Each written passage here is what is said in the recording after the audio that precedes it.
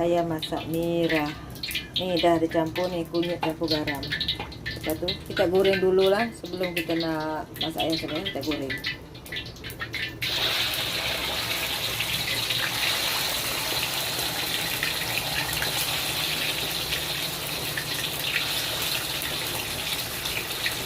Jadi setengah masak ya.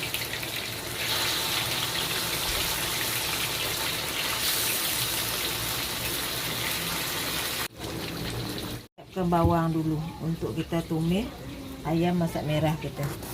Ini kita potong ni. Potong ni main campak-campak masuk tu kita tumisin tu. Masuk sini. Bawang putih, bawang merah masuk sekali dengan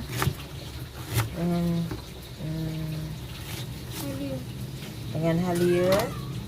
Bawang merah, halia ni halia secubis halia. Halia tu boleh banyak takut pahit. Ini bawang putih ni kira 6 ulah bawang putih. Ni.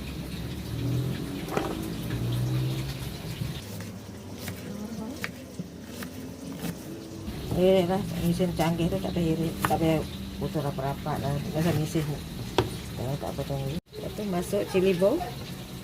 Masuk terus cili bawang. Kita tengok mesin bawang tu tadi dengan cili bawang terus. Tuang air untuk kita nak blender dia.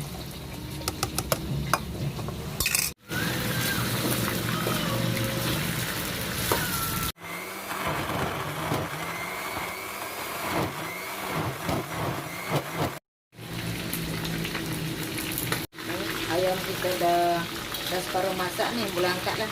Belum kita nak masuk rempah lain. Tadi ni minyak kita goreng ayam tadi kita kurangkan sikit lah, buang sikit minyak tu.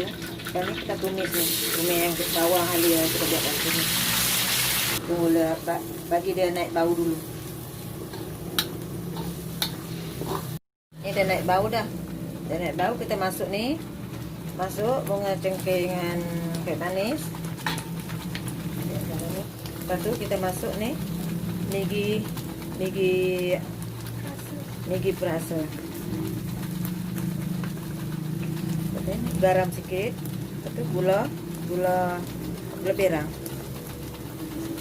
3 sudu gula perang.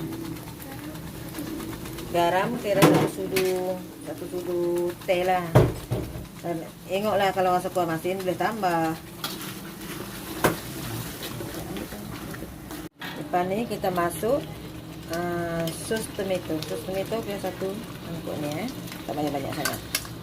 Melawan rasa apa tu. Kacau sampai sebati.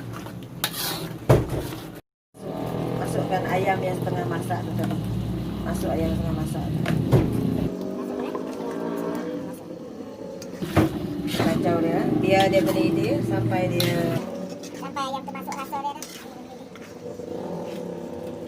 Kita biarkan dia dalam masa 5 minit gitulah. Kita biarkan dia bagi dia mendidih masuk.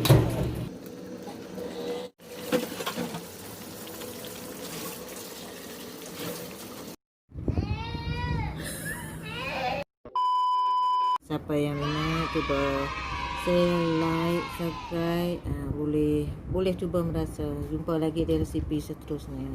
Pulut kuning ni boleh makan dengan ayam, dengan ikan masin pun boleh, tak kisah.